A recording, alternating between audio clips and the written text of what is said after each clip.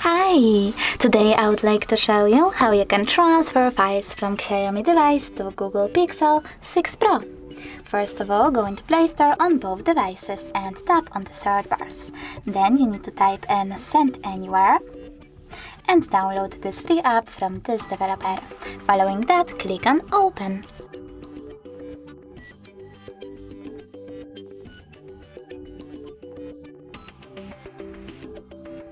Now you need to choose I accept, confirm, continue and allow. Then click on Send on XIAOMI and Receive on Google. Now you need to tap on all of those dots and choose Send. This way you will select all of those files and transfer them later on. It will take a long time though, so I will go with only one file, like this song. Just Send and click on Get It. As you can see from here, we have two connection ways. We can input this key here and tap on Receive or Scan QR code. In order to scan it, click on this scanning icon on Google, just while using the app or only this time, and point your camera at the QR code. Then wait.